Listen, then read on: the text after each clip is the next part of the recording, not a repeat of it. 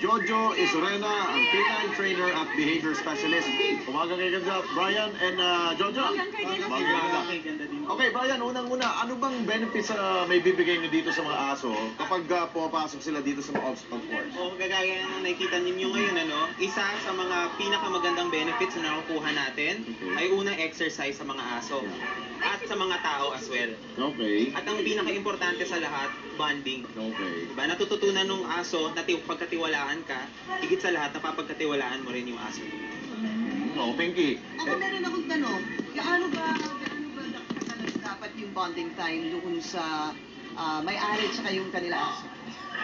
Yes, Pinky, dapat habang may oras ka, bigyan mo ng pansin yung aso. Pag maglaro ka with the dog, bigyan mo ng pagkain. There's no reason not to bond with the dog. Kahit 5 minutes lang, basta meron kang free time, go. Laro, training, kahit nanonood kayo ng TV together, Parang mag-ama lang kayo, magkapatid. Kasi hindi pwedeng kinukulong sa cage buong araw. Pero Jo, gusto nila kasama. gaano katagal, kailangan mo munang i-introduce sa kanya yung mga ganitong obstacle? Yes, Gaano katagal yan? Take months ba? Hindi naman, siguro within a month, makukuha na niya yan. Okay. Basta regular yung practice niya. Pero bukod sa ganitong mga exercises, ano bang ino-offer ng training center niyo, Jo? Meron kaming family dog program, yung tinuturuan ng manners yung aso para sa bahay, tsaka kung nilalabas mo yung aso.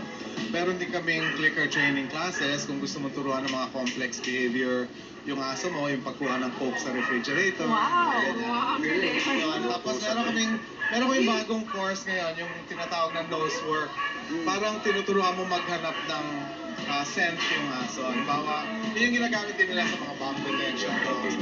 Pero yung tinuturo namin for pet dogs. Basta walang pagkakaiba yung may breed na aso, yung mataas na klase, saka yung Ascan. Pareho lang yan.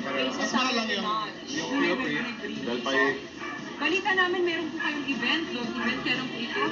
Meron kaming dog event sa March 6, this Sunday na yon sa Ayala Triangle Gardens. Ano yun, obstacle race yun.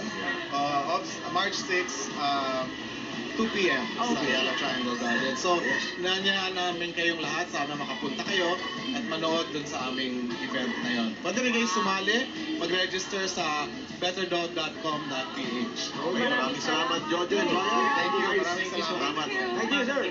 Magbabalik pa rin ako umaga kay ganda. Umaga?